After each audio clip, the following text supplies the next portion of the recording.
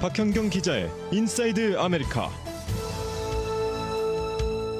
네, 지난주 센츄리시티 몰에 이어서 LA 지역의 또 다른 이 대형 쇼핑몰에 한 명품 매장이 또 털렸습니다. 이번에는 이 글렌데일 아메리카나 쇼핑몰에서 이 사건이 발생을 했는데요. 또 미국에서 지난 30년간 심장병으로 인한 사망이 연간 4%씩 감소했는데 최근 들어서는 그 감소세가 주춤하고 있다라는 연구 결과가 나왔습니다. 박현경 기자. 네, 안녕하십니까. LA 지역에서 또 명품 매장이 털렸네요. 네, 지난주 금요일 이 시간에 센트럴시티몰 구찌 매장에서 떼강도 소식 발생했다고 전해드렸었는데 이번에 사건은 어제 오후 5시쯤 이 한인들도 역시 많이 찾는 글렌데일 지역 아메리카나, 이 정식 명칭은 아메리카나 앳 브랜드죠. 이 쇼핑몰에서 발생했습니다. 이번에도 명품 매장이 타겟이 됐는데요. 이번에는 입생로랑 매장이었습니다. 기억하시죠? 이 센트럴시티몰 구찌 매장에는 최소 9명이 털어갔었습니다. 이번에는 수십 명 용의자에 달합니다. 글렌데일 경찰은 최소 30명에서 40명 정도가 그렇게 무리지어서 입생로랑 매장에 우르르 들이닥쳐 물건을 훔쳐 달아났다고 발표했습니다. 경찰은 이번 사건을 플래시몹 절도라고 일컬었는데요.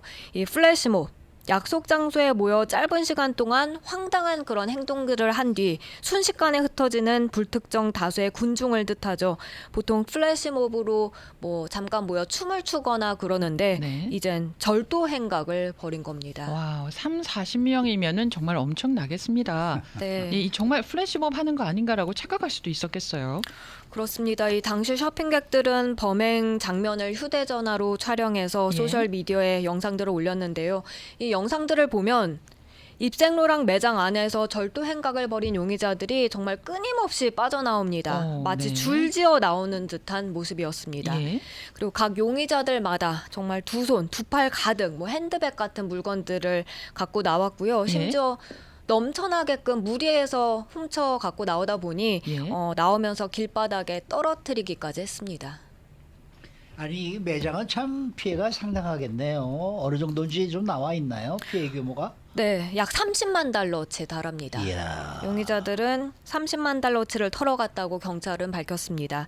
대략 보면 용의자 한 명당 10,000불어치 정도씩 훔쳐간 겁니다. 아니 그렇게 말씀하시죠. 가방 3개만 들면은 10,000불 넘잖아요. 그렇네요. 입생로랑이면. 네네. 근데 30-40명이 막 우르르 움직였잖아요. 근데 이거 저지하는 사람이 한 사람도 없었어요?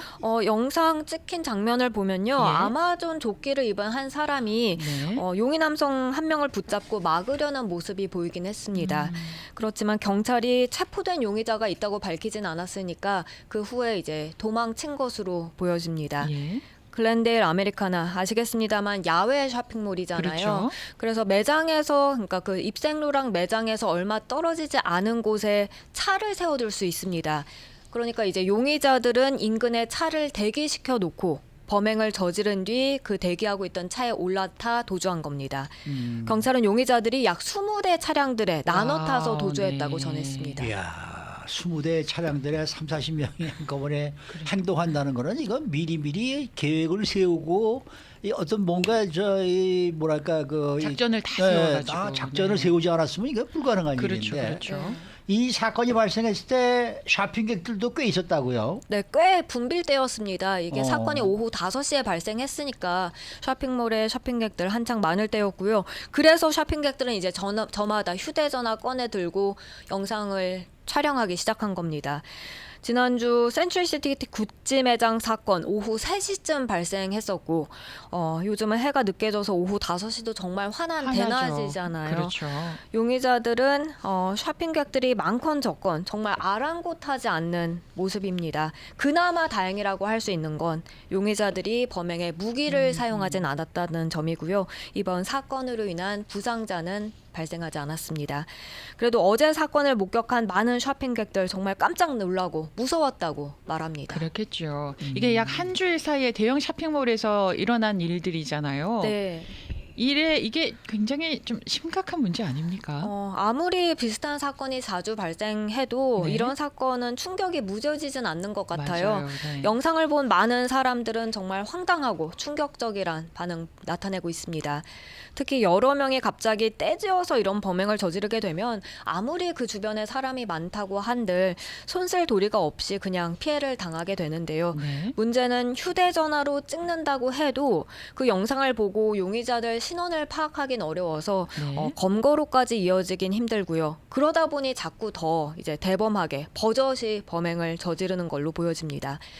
지난 1월 라폰타 캘리포니아주 검찰총장은 이런 소매업체 강절도를 막기 위한 대책을 발표했었습니다. 당시 전해드린 기억이 나는데 캘리포니아주 법무부가 아마존이나 타겟 등 그런 유통업체 또 전자상거래업체 10곳 이상과 리테일 범죄를 줄이는데 서로 협력하기로 힘을 모았다는 내용이었습니다. 그런데 이렇게 훔친 작물들은 보통 온라인에서 거래되니까요. 네. 여전히 이런 사건이 끊이지 않고 발생하는 걸 보면 그게 큰 효과를 아직까지 내지 못하는 것으로 평가됩니다. 네.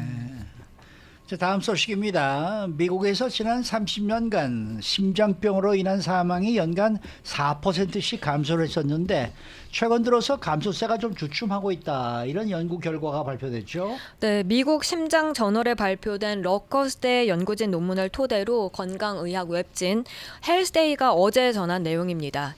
미 국립보건통계센터 데이터를 바탕으로 보면 1990년에서 2019년 사이 25살에서 84살 사이 미국인 중 심장병으로 인한 사망자를 추적 조사했더니요. 그 결과 1990년엔 사망자가 39만 7천 명이었습니다.